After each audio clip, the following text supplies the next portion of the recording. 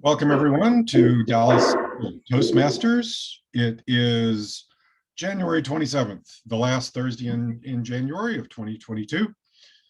We are hybrid, as you can probably tell by this particular meeting. Let me go ahead and tell you how to find our agenda for all of the people at home. If you were to, let me start with the share screen. If you were to go to our website, which is DallasSocialToastmasters.com, what you will find, go to the home, I'd already moved. From the home page, in the third column under the member section, you will see the current agenda. If you click on that link, it will take you to what our current agenda looks like for this evening. And this is your best place to figure out exactly who is holding which roles. There have been a few changes tonight, and I will let our Toastmaster go through those real quickly as he takes over. But this is how you go find that, excuse me, find that. A couple of quick notes. Since we are on Zoom, we do have the usual issues of, if you are in the room, please do not put on a microphone if you happen to be on another Zoom connection, because there can only be one at a time or we end up with feedback. And if you are speaking for more than just saying they qualified, please go to the front of the room. You are mic'd either on the floor in the front of the stage or up on the stage. But if you're much off of those, we will not be able to hear you. So if you have a lengthy report, we need for you to be up front. With that, we can go to our, let's see, we don't actually have an invocation pledge tonight, so it will go to our Toastmaster. That's going to be Lee King. Take it over, Lee. All right. Good evening, fellow Toastmasters. Welcome to another edition of Dallas Social Toastmasters. We have several guests, it looks like. So please help me welcome Daryl, Lisa, Wasif, and I believe there was one more guest in the room. And that was, is it Jennifer that's in the room? Yeah. Yes. Okay. All right. So we do have a few guests. Tonight's theme for the meeting is New Year's resolutions. Of course, it is that time of year. Every January, people try to set New Year's resolutions, or their resolution is to not set one. And therefore, it's a great theme, gives us an opportunity to discuss what we hope to achieve over the next year. At this point, I will now go ahead and point out our duty holders. There have been a few changes to the agenda. So please note that our timer for this evening will be Dagan Newland instead of Adelita. And our evaluator, the person evaluating Mark Schroeder, will be Karen Lee. Those are the only two changes that we have for this evening. And we will now jump right on in to our duty holders. With that, Dagan, will you please introduce your role as both timer and vote counter for this evening?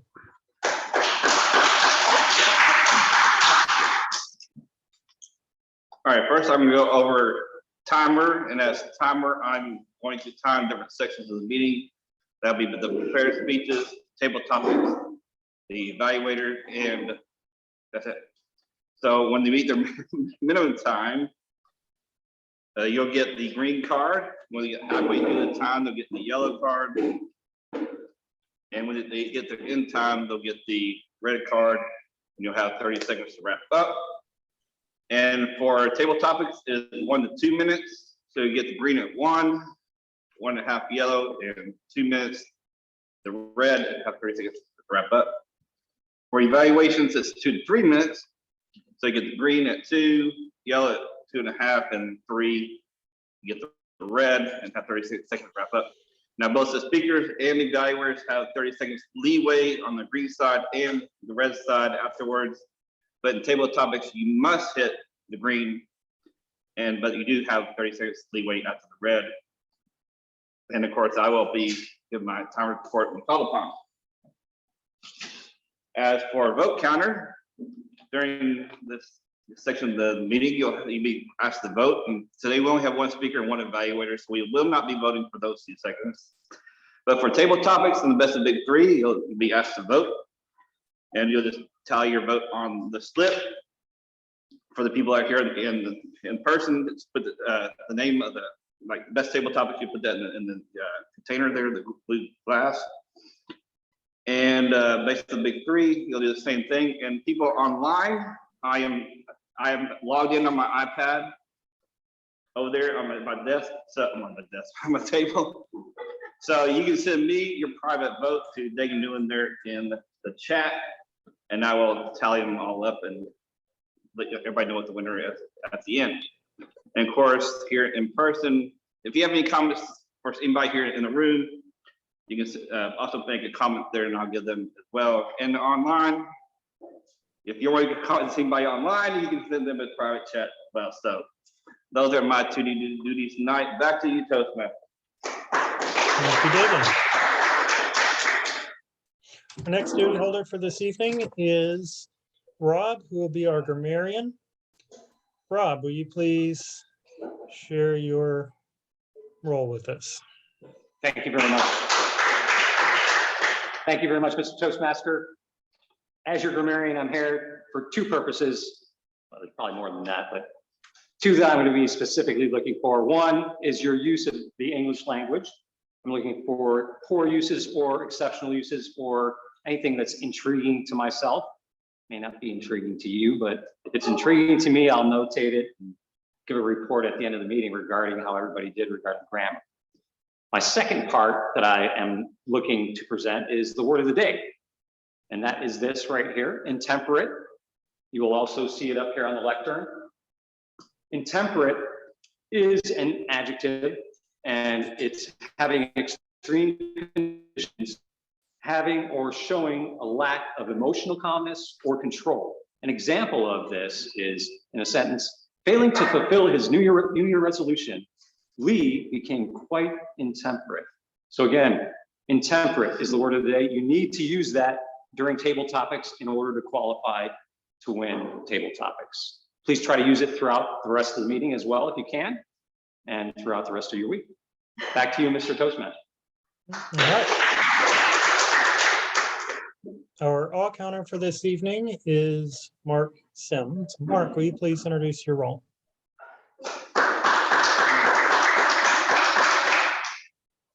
As all counter, I'll be listening for any crutch words, filler words, you know, words that take away from the clarity and the quality of the presentation.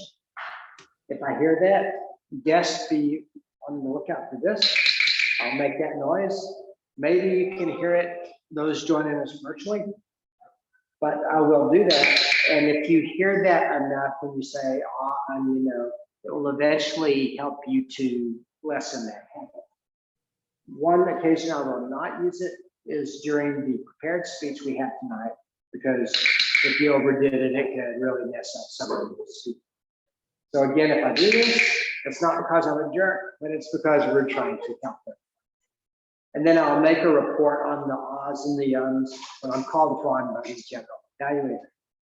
Toastmasters.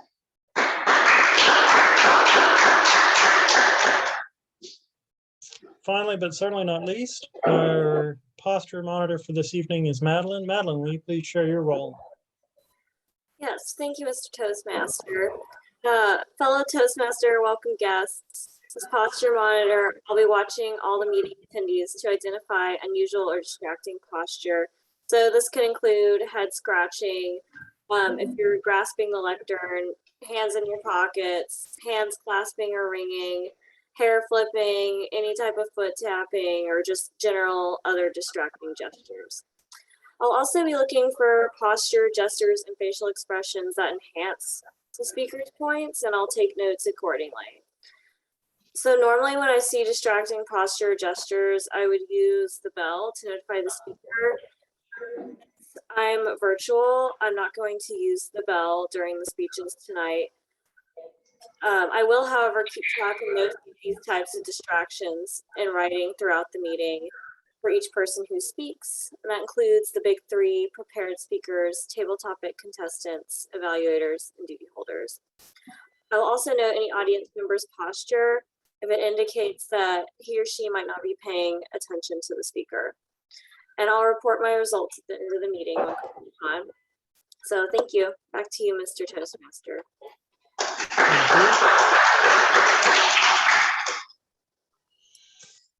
Going back to our theme of New Year's resolutions, the number one resolution that is made every year, and also happens to be the number one resolution that is broken every year, is the standard losing weight and exercising more. The busiest day at a fitness gym is typically New Year's Day, and generally most memberships for the year at a gym will transpire on the 1st of January, and most people stop going to the gym by the 3rd week of January. So if you did set your New Year's resolution to lose weight, go to the gym more, and you're actually still going to the gym, congratulations, you have surpassed the national average. Of course, I will admit that my New Year's resolution for this year, as crazy as it may seem, is to try to remember my mask more frequently. Although I do wear a mask out in public, I tend to forget it and have to go back and fetch my mask as I leave the house. My New Year's resolution is to try to do a better job of keeping up with my mask. Looks like we will still be in masks for a little bit longer. But does anybody else want to share their New Year's resolution? If it's a standard one or one that's kind of unique. Anybody have a resolution? Yes. Marcel? Yeah, I think kind of touching on, going to the gym and losing weight. My kind of New Year's resolution is fitting in my office clothes from before the pandemic. Yeah.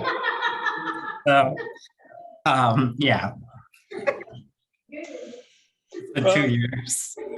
Well, unfortunately, you are not Too alone. many pounds gained. So you are not alone. There was another study done that has said that the average American has increased by at least one pant size since the pandemic began. So, anybody else have any resolutions that they would like to share?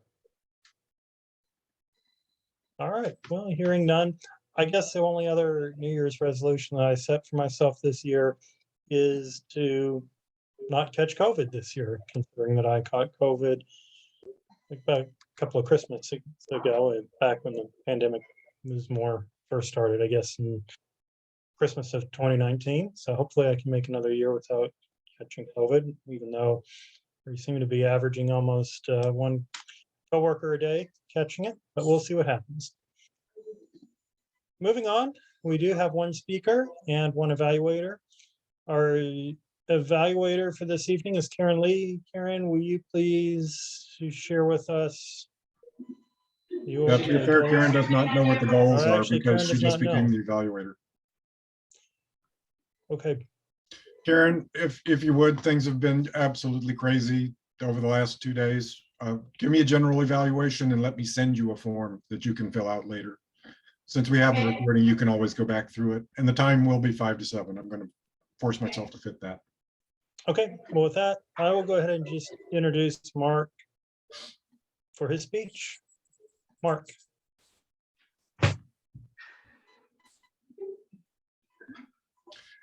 Thank you, Lee. And it's particularly interesting that you chose exercise, because I went into my gym on Saturday and it was pretty much empty. So I thought all these people have already given up on their resolutions. I waited long enough. That was exactly my thought. What I want to talk to you tonight about, though, is what workout should you do today? I don't know if you're like me. I'm type A. I tend to overtrain.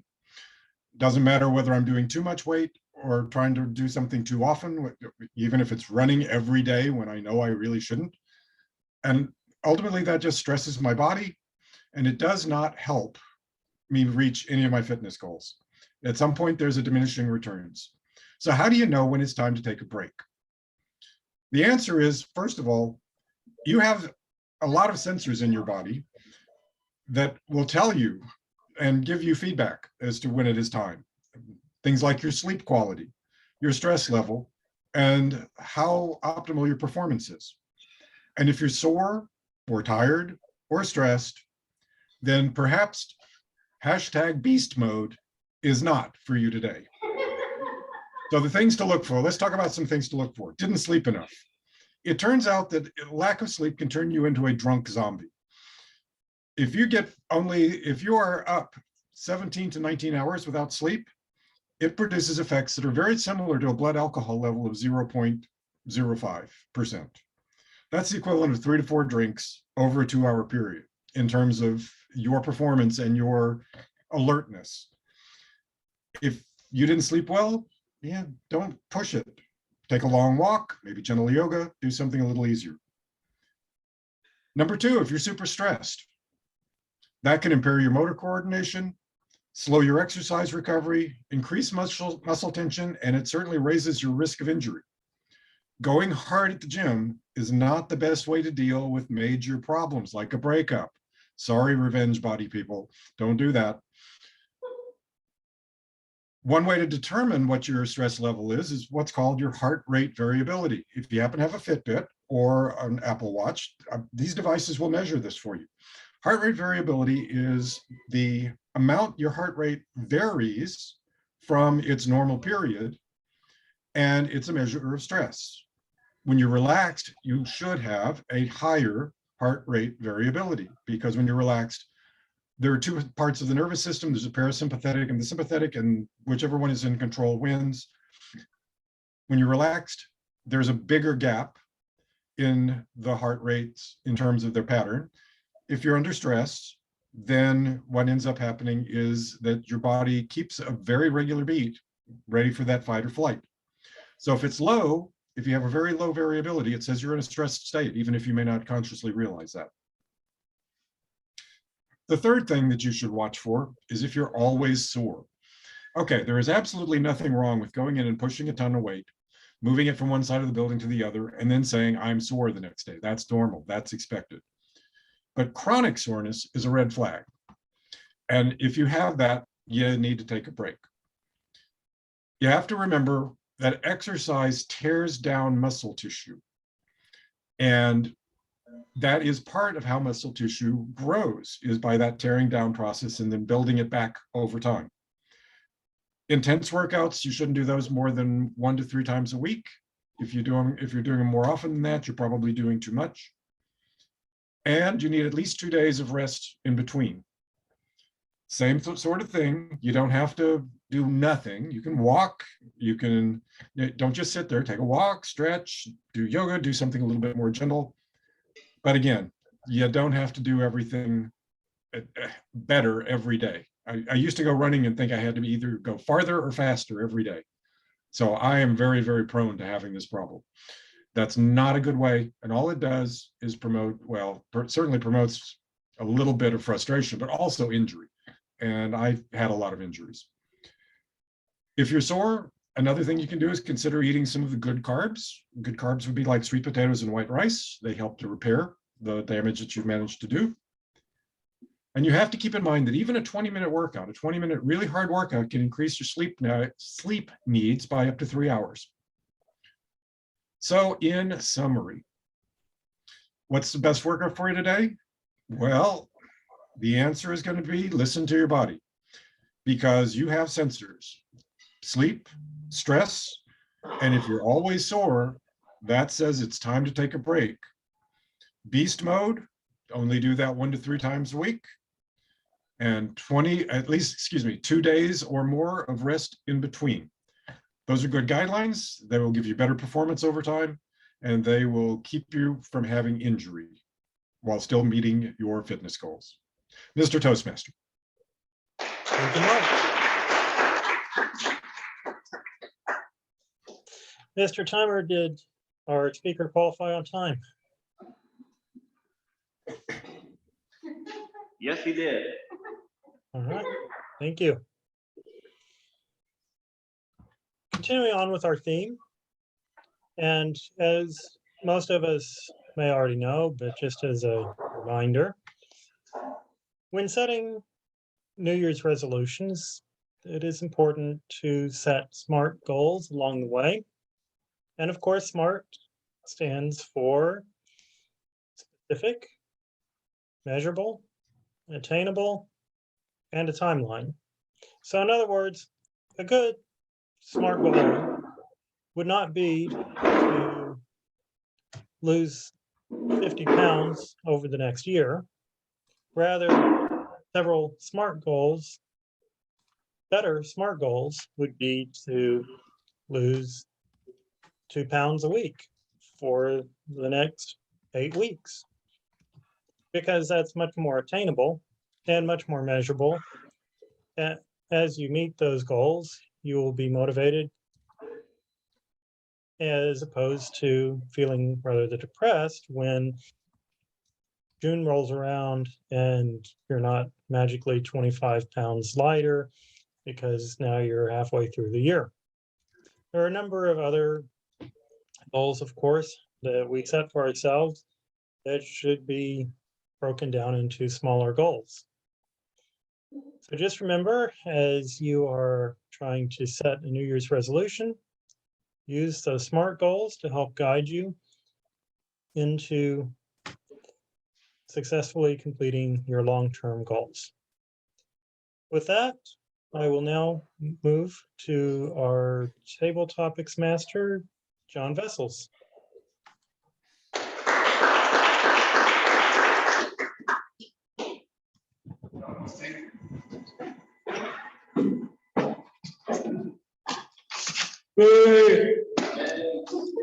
Hello, Toastmasters and guests. I'm John, and tonight I'm going to be your table topics master. Now, table topics is that time in the meeting where I'm going to put some of you on the spot, ask you a question. You have to give me an answer for a minimum of 1 minute, up to 3. Now, I won't call Rob because he'll go over 3 minutes and he won't win. But that's okay. Now, the other thing, besides meeting time, is that you must use the word of the day, which is intemperate.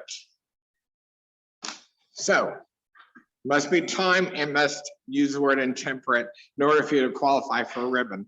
Some of my guests don't realize you get a ribbon if you win. So, there is, Suleiman has not been here, so he doesn't know. Unless he's been to Toastmasters before. All right, New Year's resolutions. They're kind of worthless, in my opinion. I mean, it's like, I've made some in the past. I typically don't ever make them. It's like, what's the point? I agree that you shouldn't make such dramatic resolutions that you're not ever going to be able to accomplish it, and make smaller resolutions. So let's start with Dagan. Dagan, what, excuse me, New Year's resolution have you made that you've managed to keep?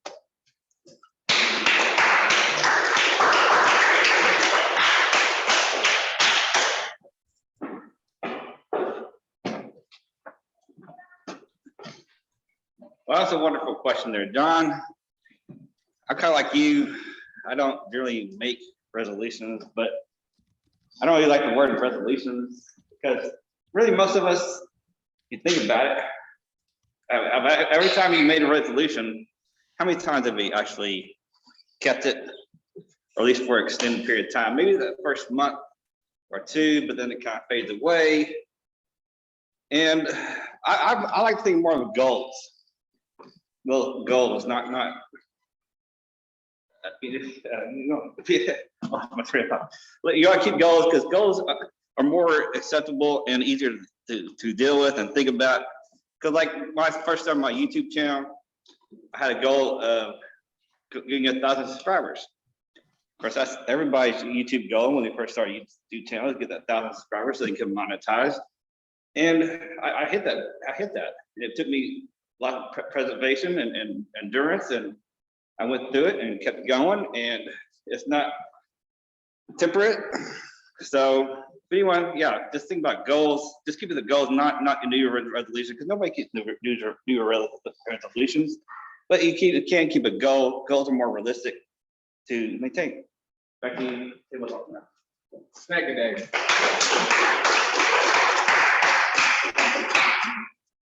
Now, does anybody know where the tradition of New Year's resolutions came from or where it started? Nope. All right. New Year's resolutions actually began all the way with the Babylonians. We've had that tradition since then. And Mark, what do you think your New Year's resolution would be if you were a Babylonian?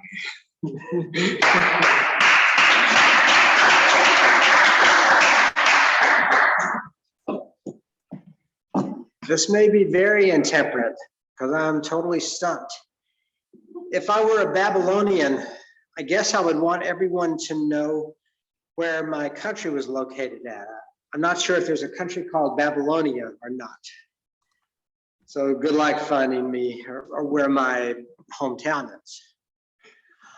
Also, I would make a resolution that I could convert the entire world to speak Babylonian as opposed to English or French or Spanish or whatever, which would probably be a pretty big lift because it sounds like a really hard language to learn. I mean, if you've never spoken it before, that'd be pretty big, especially the older you get in life. Also, I think as a Babylonian, a good citizen of Babylonia, I would have a resolution like everyone else would in the world, that I would want to contribute towards a better world and hope that we could in 2022 have both a peaceful and prosperous world. And those would be my resolutions, Mr. Tabletop.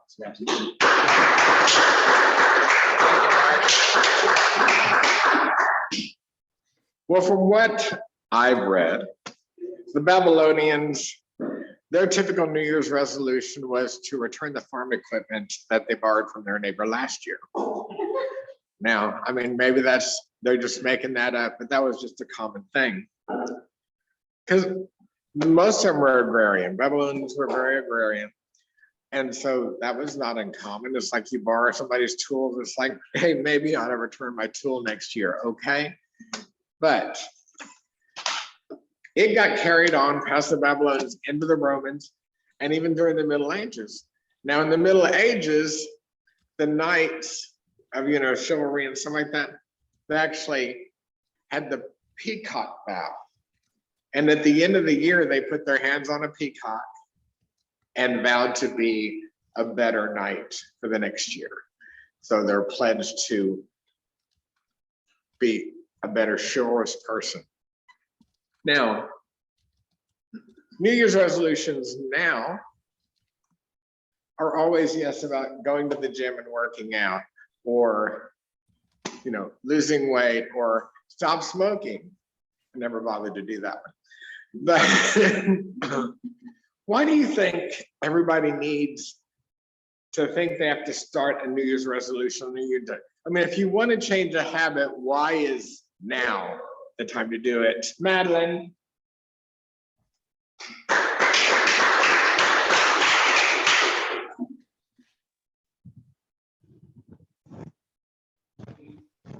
Thanks, Toastmaster. I think people get caught up in the urgency of life, and the new year is typically a time where a lot of people are on holiday. And so many people find themselves intemperate and they can't control their urges. And whether that's emotional eating or smoking, all these types of things that they really enjoy, but perhaps indulge in a bit too much. I think by the time they hit the end of December, they're on holiday.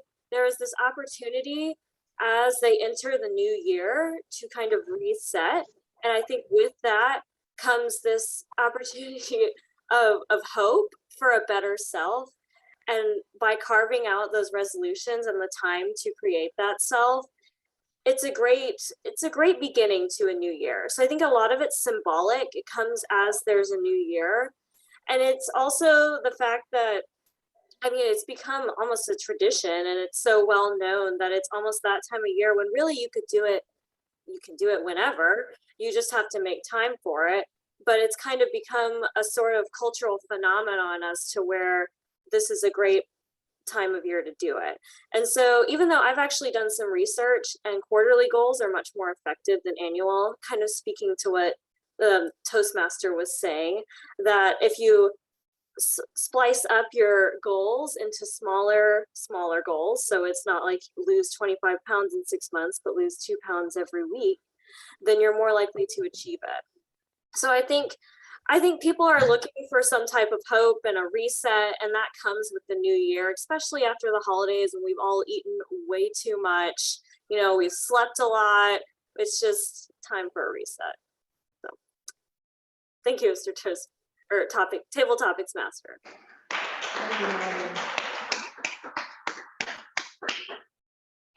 Very good answer. Now, would any of my guests like to give it a shot?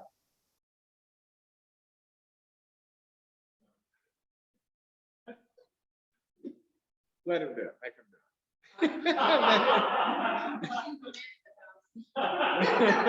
it. Come on out. Won't hurt you. I promise.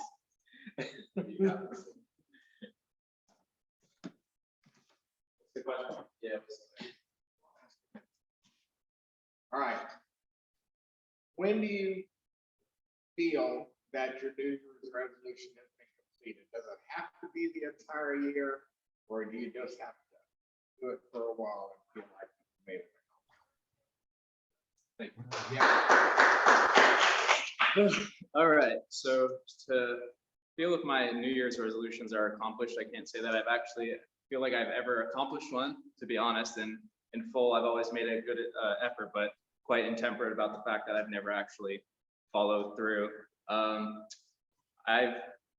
I fall in line more with that. I think it's best to, make a goal, set yourself onto it, and follow through with it. It doesn't necessarily need to be at the beginning of the year or anything like that.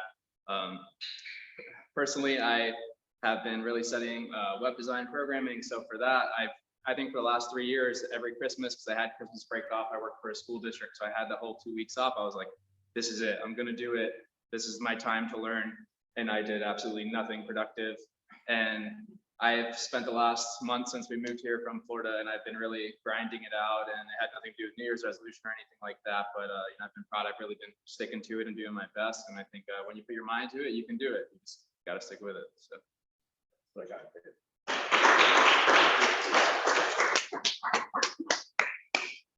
Great job. And I think that's what a lot of it boils down to. It doesn't have to be a New Year's resolution, although really I have to I'm not putting it down unless I get that, because the first of the year is when we get a lot of new members in the Toastmasters. So, everybody wants to start something new. And I just think that when you have some kind of change, that it breaks some old habits and you can start new routines, because you're not, doing the same thing all the time. I mean, the last 2 years of COVID, we're spending 98% of our times at home. We can't really go out all that much, and if we're careful, we not going out a lot. And I've got the same thing. I'm really into photography. Well, I'm not really into photography clearly because I haven't done anything in a while. So I got all my vintage cameras out and got all the film. And right now I have no inspiration. So I'm trying to break that up and go out and do things and find things I want to photograph and get back into the routine and get, my eye back and get, back to working on that. So, but that's not a New Year's resolution. I started it a few months ago when I shot a few rolls of film, but not out there and getting out like I wanted to. So that's the end of table topics tonight. So I'd like to call for a timer's report. And Mr. Dagan, did everybody qualify on time? Yes, everybody qualified on time. Thank you. And Rob, Grammarian, did everybody use the word of the day? Mr. Topic Master, everybody use the word of the day. All right, thank you. So now if you would take a moment, again, we've got the ballots, put them in the blue cups. Guests are allowed to vote or encouraged to vote. We got some pens over there on the table, people that don't have them. So everybody is eligible. So we had Dagan, we had Mark Sims, not Schroeder, Sims. We had Madeline, and I'm sorry, I forgot your name. Joey? Okay, and Joey. So if you would take a moment, vote for who you thought did the best job. Oh, And if you're at also for home, people online, Dagan is online here too. Please send a private chat to Dagan so we can count your vote. And do that and take a few minutes and put those in the cup. You know, if you have comments for in the table topics, any of the people that you've heard speaking tonight so far, you know, you can always put them on a comment card, put them in there, and we'll get them to them. And now, who's our GE? Tom. Okay, cool. Thomas, our GE for the evening. Yes, So sir. now, we're gonna move over to you and take over the evaluation. Thank you.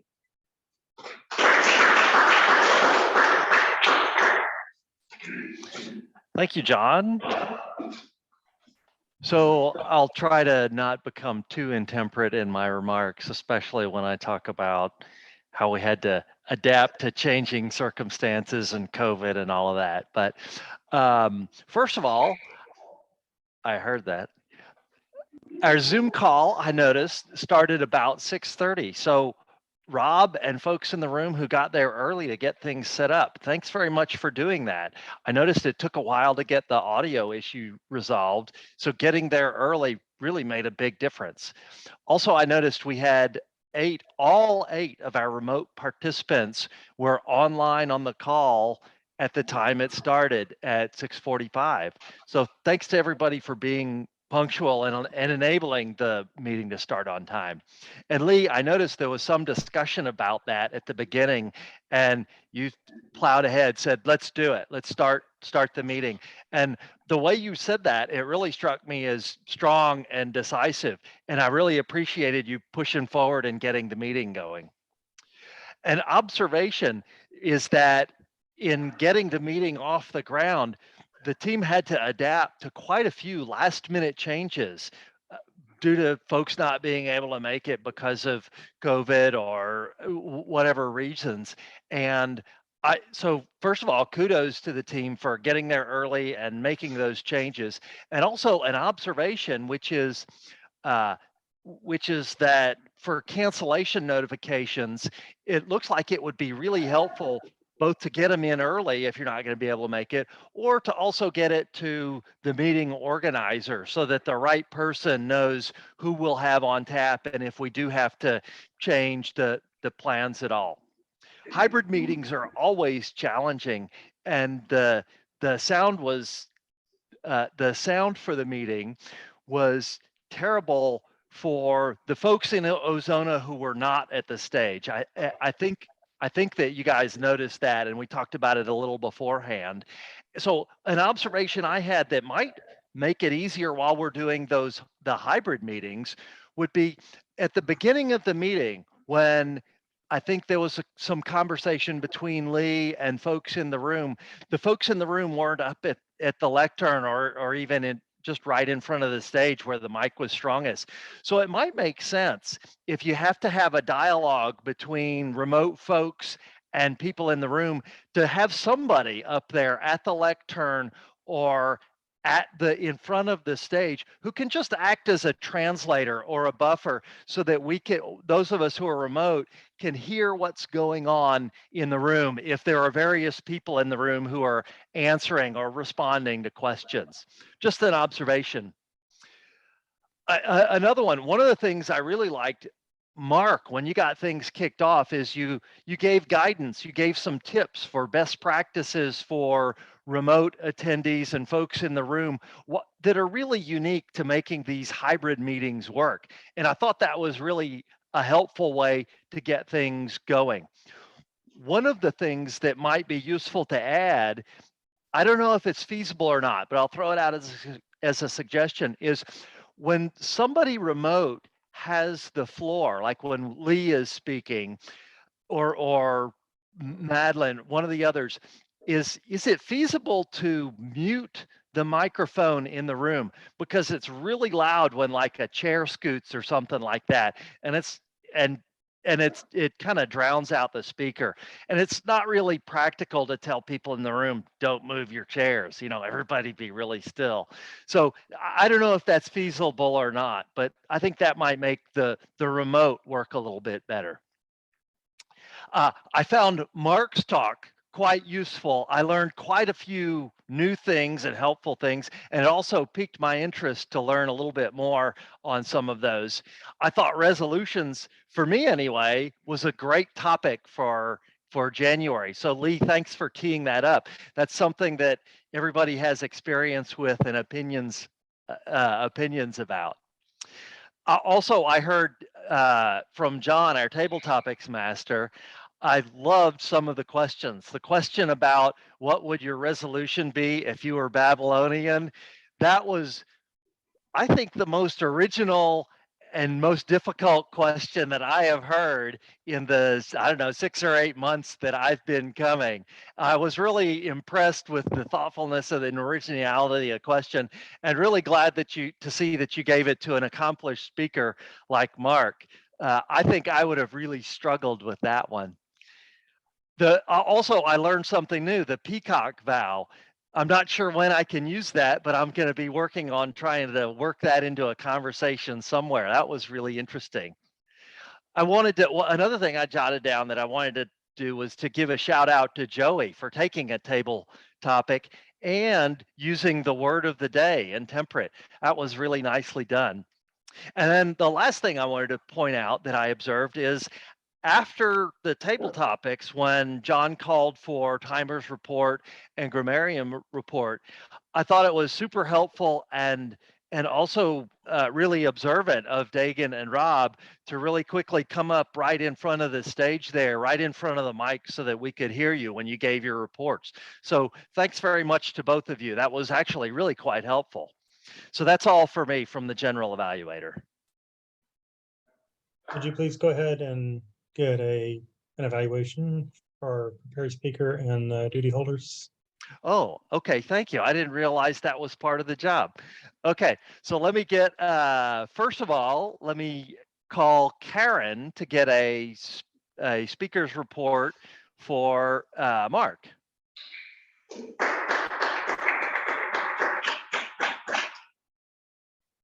Mr. Toastmaster, fellow Toastmasters, and honored guests, and especially Mark. I was planning to give an evaluation and tell 3 things that Mark did very well during his speech. One thing that I thought he could improve, and one thing that I also thought he did very excellent. Mark, you've been exercising for years and years, and I thought that you gave us excellent advice about different training methods. You have gained a lot of experience over these years. You also, I was able to hear you over from home, and your rate and volume of speech were also very good. One thing that I thought that after having listened to several of your speeches over the years, I thought that you could have given us 3 main points during your speech, because you gave us so much information, you had a whole lot of information. So maybe cut that down into maybe 3 main ideas, introduction, 3 main ideas, and a conclusion. I also, you did mention a couple of foods to eat, but I would also have liked to have learned a little bit more about, say, different things to eat that would have helped you to during, as far as your training diet. Also, you had so much good advice. You were so knowledgeable. I think that was the strongest point of your whole speech, was that you had so much good advice and you're so knowledgeable after all these different years that you've spent studying and practicing your exercise. So, in conclusion, you gave us excellent advice. I could hear you, your rate and volume of speech were good. I would just tweak the organization of your speech a little bit there with the introduction, three main ideas, and conclusion. And thank you very much. Back to you, Mr. General Evaluator.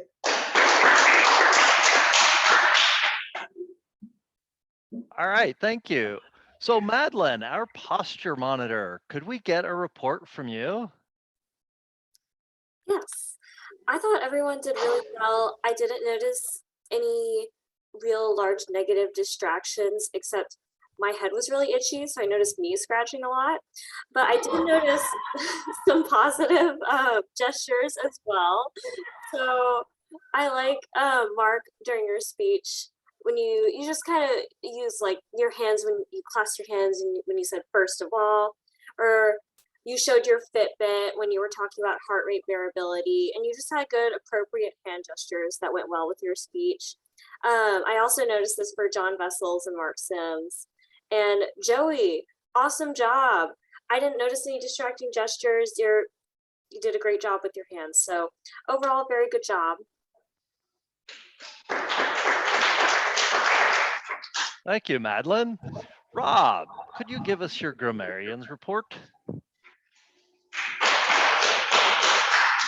Thank you very much, Mr. General Evaluator. Overall, I thought we did very well. I didn't hear too many misuses of the English language. I heard a lot of great phrases, a lot of great words that I found to be interesting. I'm going to go through, I will mention a few things that we can think about and improve upon. But let's go from the start of the meeting down. First, Lee, when you were talking about the resolutions and your SMART goals, I did realize that you missed one of the letters in SMART, the R, which is for either reasonable or some people use relevant. So that's one thing that I saw you miss, but it's a great phrase, SMART goals. It's something that's very accessible, I think, something that we can understand and actually apply. So I thought that was a great term to use. Mark Schroeder, throughout your speech, first type A, that's great. Overtrain, diminishing returns, although I questioned whether it should have been diminishing return. It probably depends on what exactly went prior, but for me, it sounded like it should have been singular. You had phrases like risk of, or raises risk of injury, revenge body people. As Madeline mentioned, you had the phrase heart rate variability. So you did a great job and you had a lot of great phrases during your speech. Mark Sims, when you were up here for table topics, used the word clarity, which I liked. Obviously you and John both used Babylonia or Babylonians throughout. John, when you were bringing that topic up, you talked about all the way the Babylonians. And I think you meant all the way with the Babylonians, as far as how far back it went. And I think it was you who also, yeah, you mentioned chivalry, chivalrous, and as Tom mentioned, peacock bow. So those were great phrases. Madeline, you used the phrase on holiday, which I think we use more and more here in the States now, but it's something that the Europeans use all the time. For us, it's always been on vacation or going on vacation or even going away, but I think we're incorporating it more. We're going to be on holiday, which I think is kind of cool, but it does make me think a little bit every time I hear somebody say it and I go, where are they really from? Are they from Canada? Are they from Europe? You talked about emotional eating, you used the word splice, which I liked.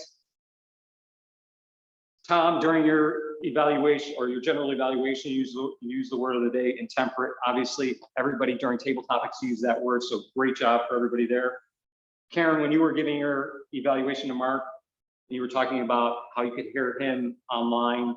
You said over from home, when maybe you should have just said from home or over somewhere else, whatever you were going to say after that, but you kind of stopped and started again and said from home. Another thing that we all have kind of had a problem with, at least tonight and in the past as well, using phrases like kind of, sort of, you know. And some of us use these more than others, but it's something that we can all think about and all improve upon. So if you can, remove those. And I did use that properly, Mark, so you can't use that in your report. That's all for me. I think we did a fine job, great praises. Back to you, Mr. General Evaluator. Thank you, Rob.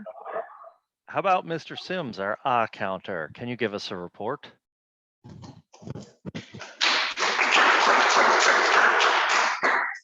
Tonight, it seemed like we had quite a few us and quite a few so's. And one thing about so, it can be used very correctly, but sometimes it becomes a crutch word where it's the first word, maybe in a successive line of sentences. And on occasion, I was maybe a little bit slow about getting to the clicker. Sometimes I did, but I kept these notes. And from Mark Schroeder, I noticed an okay to start a sentence, as opposed to saying this was okay, he said okay, and then sentence. And then he used the word so as a preface to in summary, when he could have just said in summary. Tom, I noted a few so's to introduce a sentence and on several occasions. John Vessel, quite a bit of reliance on so, and you know. Dagan, I heard an when you were describing your role. I thought I heard an when you were in table topics. Maybe I just heard one, but not very much at all. Madeline, several uhs. One you know that I caught. Joey, a couple of uhs. And Wasif, a couple of uhs. It looks like if we can all really, really work on the uhs and you knows, that would go a long way towards reducing the reliance that we all have on occasion on crutch words. Mr. General Evaluator. Thank you very much, Mark. And Dagan, were you our timer this evening? Was Dagan our timer? Yes, and Karen did qualify on time for her evaluation. All right. Thanks so much. Back to you, Lee. All right, at this time, please vote for the best of the big three. That would be myself as Table Topics Master, John Vessels as our Table Topics Master, and then finally, for General Evaluator. If you're virtual, please send a private chat to Dagan. If you're in person, please write a private paper message and stick in the cup for Dagan to collect and count. We'll now go ahead and move into the business portion of the meeting. We have several guests this evening. I would like for our guests to have the opportunity to introduce themselves, tell us what brought you to Toastmasters and what you thought of our meeting. We have several in the room at Ozona. Joey and I believe Jessica and possibly one more. Okay, let's go ahead and just start with Joey and Jessica. I believe they were here last week.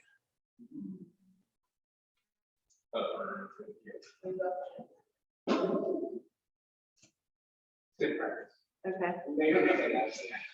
Do I just explain why I'm here again? Here. Okay. So my name's Jessica. I came here because I have a terrible fear of public speaking, and it was really interfering with my job. So I figured I would join Toastmasters, who I found on Google.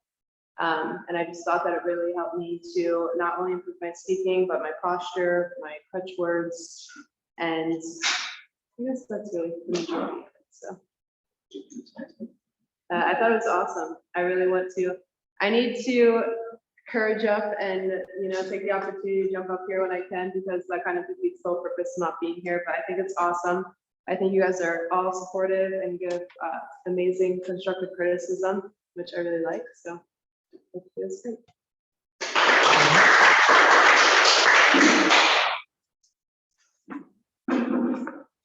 Hey guys, as you know, my name is Joey. I met you a few minutes ago. So I found you guys through my wife because she wanted to come and check it out and get more involved and really grow, I guess, as far as public speaking goes. I'm not the greatest at it either, so it's good for me to be here too. Tonight's meeting, I really enjoyed it. I thought it was great, a lot of great presentations, and it was just a cool opportunity to be called up. Thank you for calling me up. That was fun, get put on the spot like that. I really enjoyed that. So yeah, that's all I got.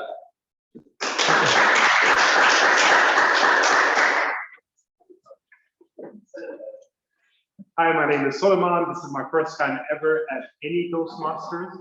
I had a great time. My intention for joining this group is I want to develop the skill set of public speaking. So the direction I'm moving in my life requires me to step into it. So I have to go in that direction. I had a great time today. I learned a lot. I thought it was amazing that you stepped up as a newcomer. And yeah, I look forward to future meetings.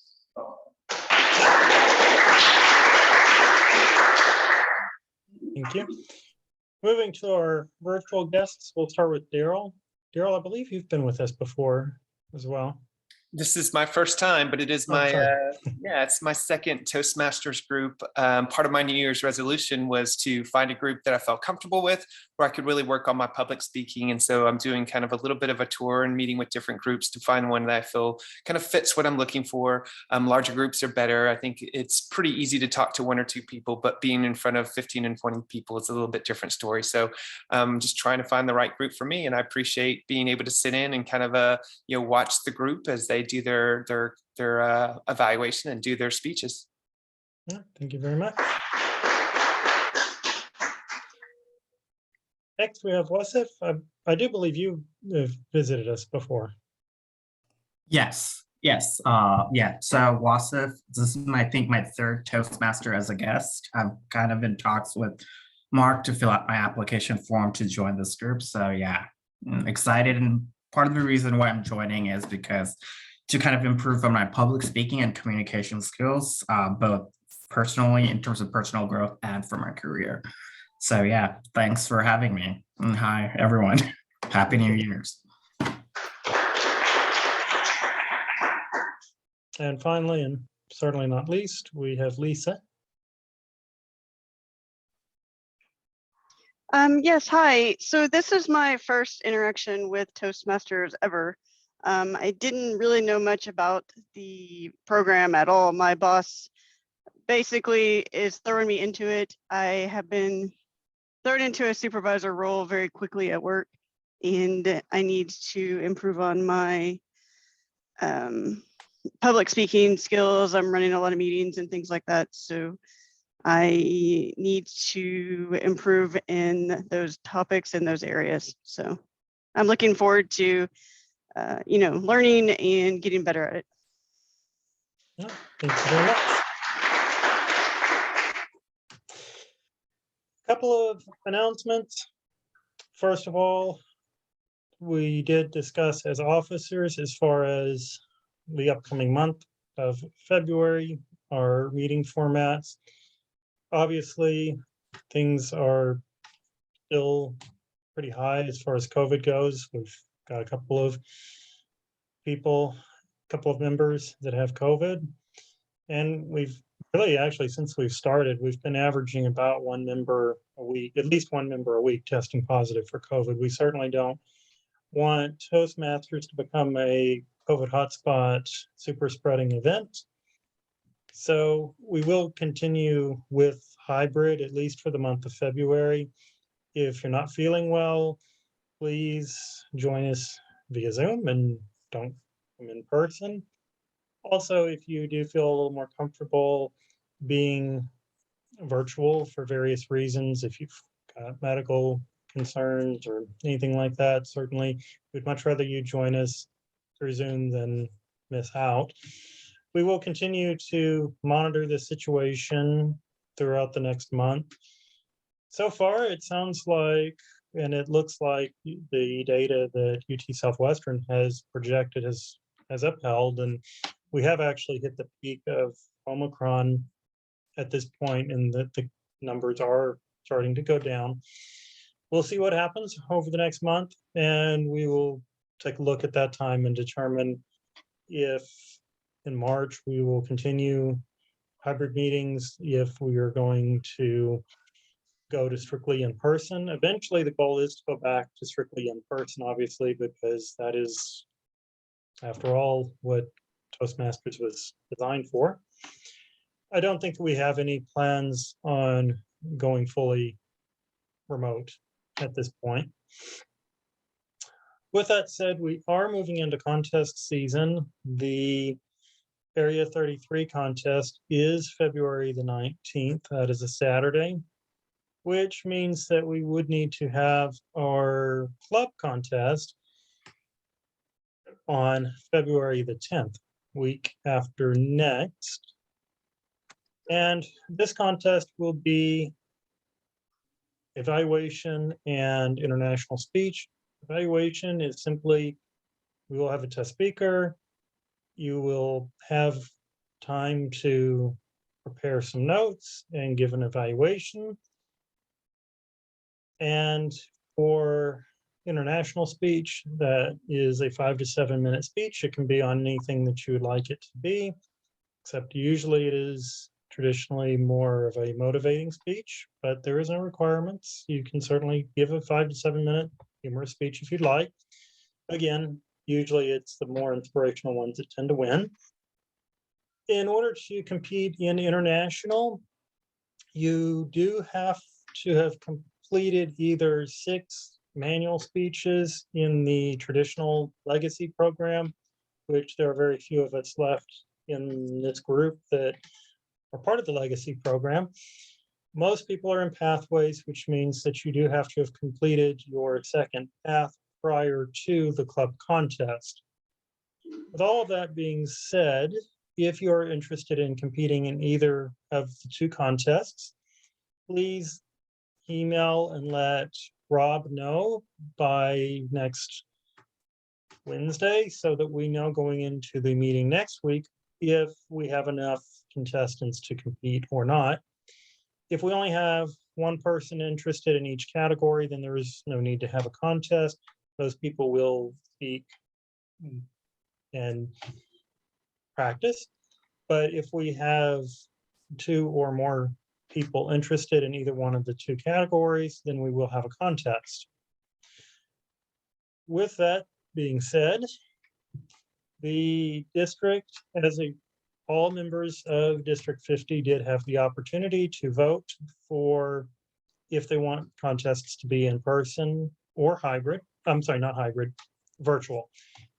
There is not a hybrid option. It is either in person or virtual, and by landslide vote, the members of District 50 did express that they preferred to do virtual contests, which means that all contests for the whole entire Toastmaster year will be virtual, from area all the way to district. With that being said, if you are planning on competing, we will have you come in remotely that evening from home because you will be competing remotely. We will also have timers, and we will have at least 1 timer remote because, again, you will be competing with a remote timer. Traditionally, we have 2 timers.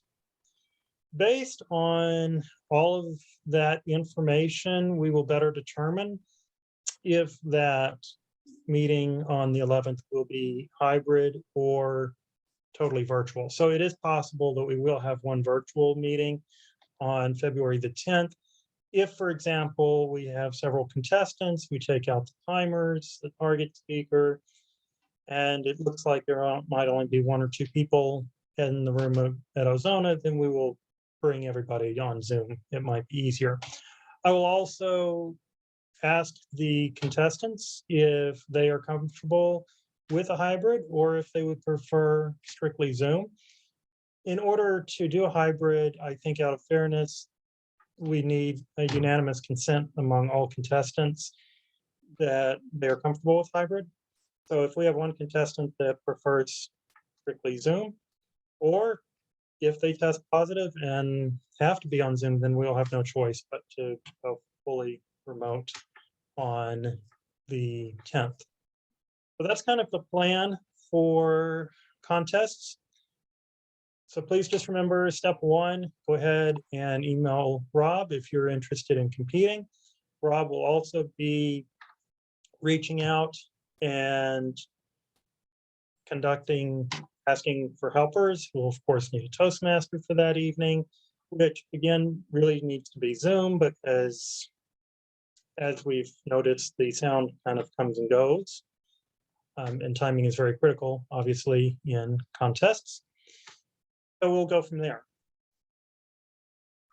The final announcement is we still have TLI ongoing. There are still a few more opportunities. If you're interested in learning more about Toastmasters, please go to d50toastmasters.org and you will find more information about the Toastmasters Leadership Institute, where you can learn more about the officer roles. Also, Rob will be sending out more information about how you can sign up. If you're an officer, we do ask that you participate in officer training so that we get all of our officers trained. And with that, we will now go ahead and get a vote counters report. Megan. One moment, Mark says something. Okay.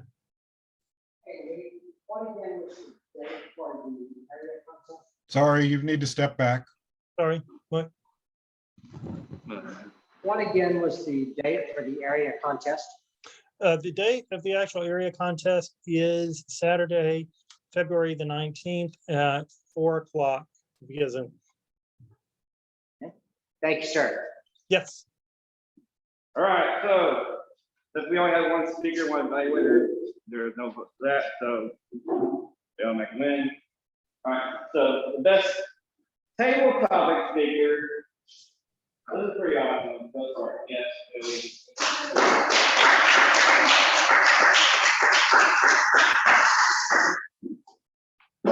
And the best of the 3 goes to our joint evaluator.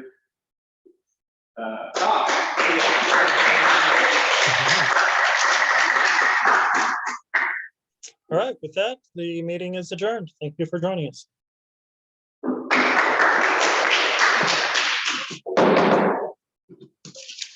Just a moment while I stop the recording.